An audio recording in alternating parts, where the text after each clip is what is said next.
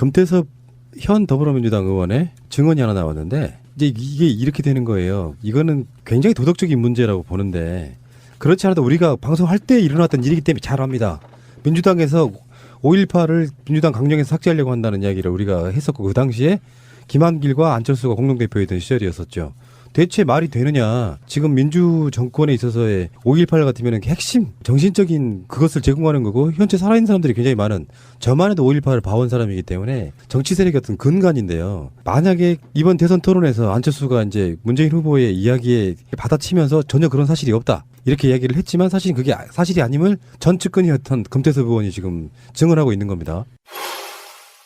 옛날에 우리 민주당 대표 하실 때 우리 당 강령에서 5.18 정신 그리고 6.15 선언 이런 거 다 삭제하자고 그렇게 주장하셨던 바 있지 않습니까? 이 문제는 지금 이제 상황이 변화가 없는데 입장이 달라졌습니까? 그렇지 않습니다. 그것은 실무선에서 논의하는 과정에서 잘못된 그런 발언들이 나온 겁니다. 그걸 저는 바로 잡았습니다. 그리고 지금 현재 국민의당 강령을 보시면 모두 다 명시되어 있습니다. 비판을 많이 받았기 때문에 다시 처리한 것이죠. 그렇지 않습니다. 그때 잘못 알려진 흑색 선전이었습니다. 그러니까 이거를 그 당을 합칠 적에 그 당 강령 관련해가지고 뭐 5.18이라든지 6.15 이것을 빼자는 주장을 도대체 누가 한 것이냐 이제 그 얘기가 이제 나온 거죠. 근데 안철수가 그 강령을 빼자고 하였다. 그리고 최근에 어떤 역사 인식을 드러내는 여러 가지 발언들하고 겹쳐져서 안철수는 이와 같이 민주화 운동 전체에 대한 사고가 없는 사람이다라는 식의 이제 얘기가 돌았잖아요. 근데 안철수 캠프 측에서는 뭐라고 얘기가 나왔냐면 그거는 사실과 다르다. 그것은 금태섭 의원이 그걸 빼자고 한 것이지 안철수 후보는 당시에 오히려 말렸다. 그런데 그것은 이제 음해다. 이제 이렇게 받아쳤었단 말이에요.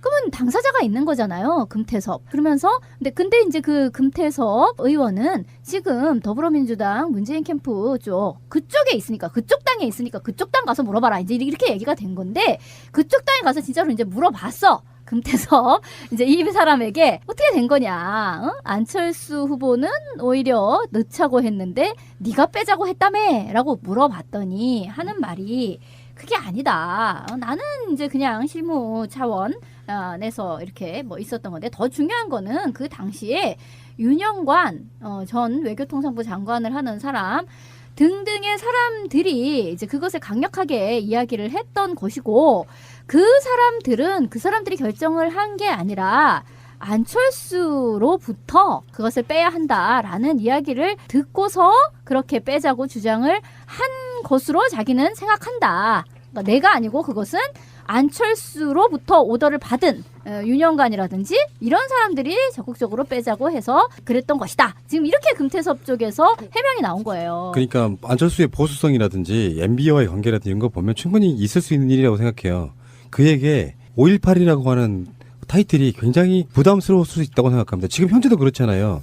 보수 확장하려고 하는데 5.18에 대해서 이야기를 포지션이 굉장히 애매해질 수 있는 부분이 그 당시도 그런 포지션이 존재했다라는 느낌이고 국민의당이 총선 때 호남에서 이제 선전하니까 야 안철수가 그러니까 새정치민주연합 대표할 때 뭔 짓을 했는데 거기서 찍어주고 그러냐 하면서 되게 분노했던 이런 것들은 호남 분들에게 굉장히 많이 알려져야 된다고 생각합니다. 현재 민주화의 정신적인 바탕은 4.19도 있겠지만 5.18이에요. 5.18 진상규명이 80년대를 관통하다가 87년에 결국에는 6월 항쟁으로 일어나고 그것이 밑바탕이 돼서 정권교체도 이루어졌던 거고. 개헌도 됐고요. 그렇죠. 예. 그런 거를 그냥 강령에 삭제하자고 한 것에 대해서 최소한 나온 팩트로는 안철수는 삭제하자고 하는 것에 대해서 반대는 하지 않았다 이러고 아니에요. 그 대표로서는 이런 게 있거든. 우리가 항상 하는 말이지만 절대 권력인 독재자가 자기 측근이 저 새끼 담궈버릴까요? 하면 긍정도 부정도 하지 않으면 긍정이 돼버리는 그런 모양새거든. 이렇게 얘기하죠. 보통은 보스가 그걸 내가 얘기해야 알아먹냐 이 새끼야. 그런 말도 안 해. 그렇게 얘기를 안 하죠. 법적인 뭔가를 남겨두지 않기 위해서 그냥 아무 말도 안 해. 그러면 긍정이에요 그게.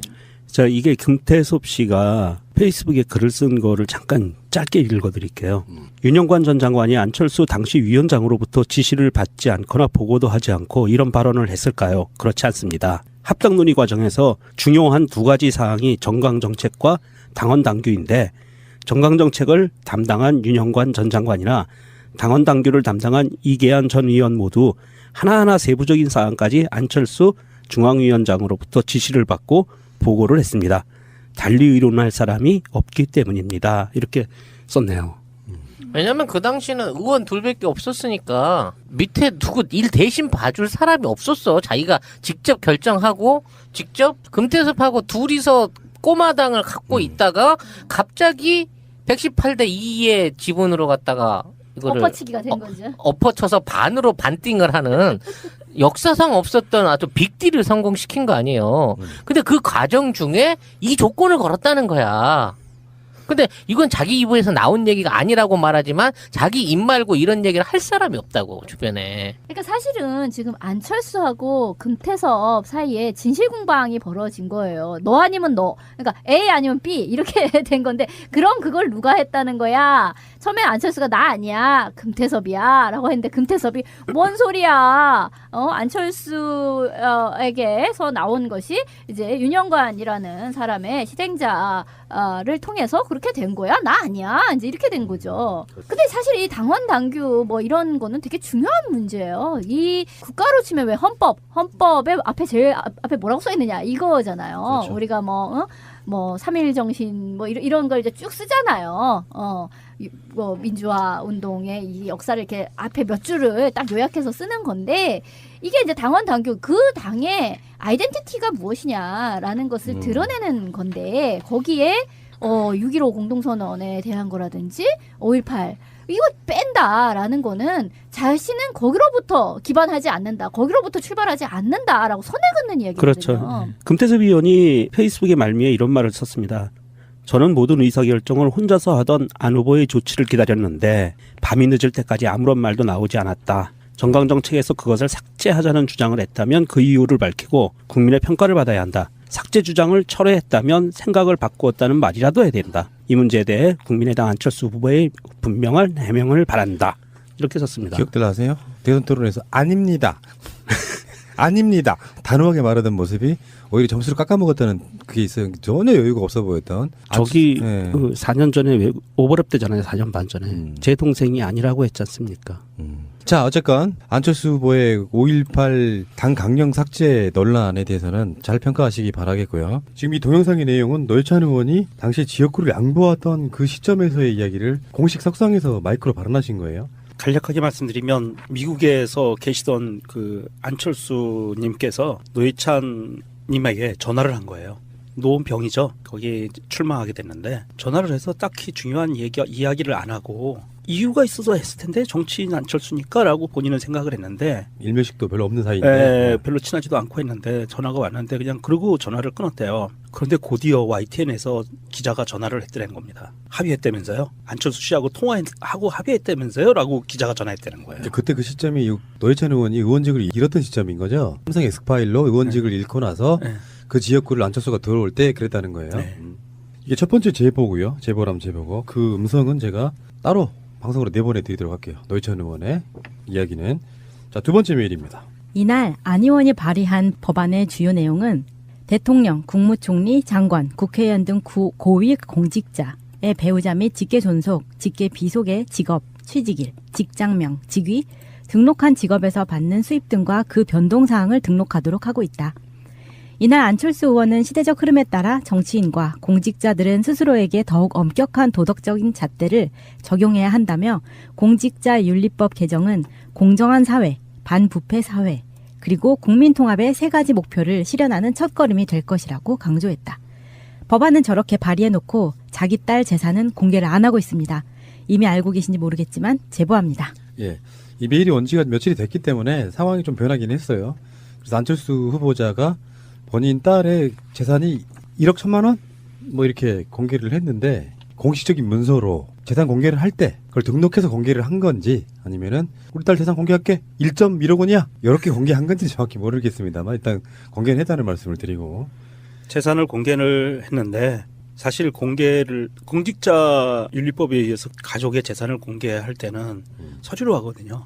그런데 이번에 안철수 씨는 그것을 끝까지 독립세대라고 해서 거부하다가 바람이 워낙 세게 부니까 그냥 말로 인정했대요. 그런 것 같죠? 네. 그래서 통상적이라면 자녀분 따님 되시는 분의 재산 내역을 같이 제출해야 되는데 제출을 하지 않고 말로만 됐죠라고 이렇게 얘기한 거고요. 지금 이 메일에 보내주신 내용은 2015년 11월에 공직자윤리법 일부 개정 법률안을 대표 발의를 했었어요. 안철수 씨가. 당시 새정치민주연합에 있었던 의원이었는데 이게 이제 우리가 흔히 이렇게 줄여서 알기 쉽게 부르는 말이 음서제 방지법이었거든요. 음서제가 그 돈 주고 공직 사는 게 음서제잖아요. 그래서 여기에 어떤 내용이 있었냐 하면 대표 발의를 했는데 공직자윤리위원회는 직업 등록 사항을 심사한 결과 거짓으로 기재했거나 지위를 이용하여 부당하게 직업 변동을 가져온 것으로 인정되는 경우 경고 및 시정조치 과태료부가 일간신문 광고란을 통한 허위 등록 사실의 공표, 해임 또는 징계 의결 요청을 할 수 있다. 이런 내용도 있거든요. 본인이 이런 법안을 발의를 해놓고 그것도 대표 발의.